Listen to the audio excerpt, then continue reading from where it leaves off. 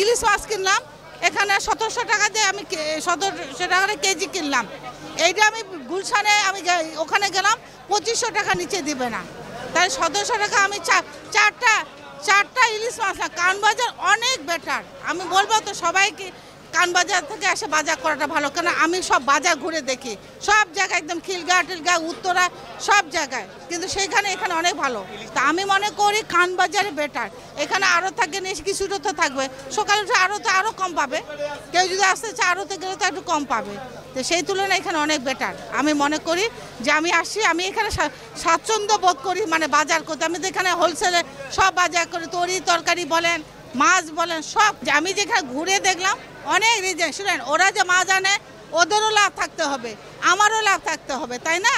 তো সেই জন্যে বাজার ঘুরে প্রত্যেকটা জিনিস আছে যে একটু আমার দাম দর করে নিতে হবে। ওরা যেমন একটু দাম চায় একটু বার্গেনিং করতে হবে। এখন কেউ যদি না বার্গেনিং না করে যদি বলে দাম বেশি, সেটা তো ঠিক না, তাই না? তো মোটামুটি মানে ভালো। আমি যেমন গুলশান থেকে বাড়িদার থেকে ওখান থেকে এখানে মোটামুটি অনেক ভালো, অনেক রিজনেবল। আমি অত দূর থেকে কেন আসছি মাছ কিনতে, যেখানে আমি জানি রিজনেবল পারবো। প্রত্যেকটা ঘুরে দেখলাম প্রত্যেকটা মাছে মোটামুটি আলহামদুলিল্লাহ ভালো। বৈশাখ উপলক্ষে এখন তো আগের মতো আর উৎস হয় না।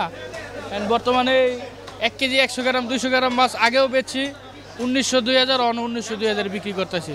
আগে দাম বেশি হয়েছিল, হবে একটু কম আছে। আগে 1.5 কেজি সাইজের মাছ বেচছি আপনার 2500 টাকা পর্যন্ত, এখন আর 2200 টাকা করে কেজিতে। 1.5 কেজি 300 টাকা কম আছে। ভাই সব কিছুরই তো দাম আগের চেয়ে বেশি। কই মাছ হলো 2000 টাকা কেজি, মধ্য ফ্যামিলি কি 2000 টাকার কেজি কই মাছ খাইতে পারবো? এই 500-600 ওই লেগে থাকতো বা 1000, সর্বোচ্চ দাম 2000। তাহলে 1 কেজি কই মাছ খাইবো না সংসার চালাইবো ভাই?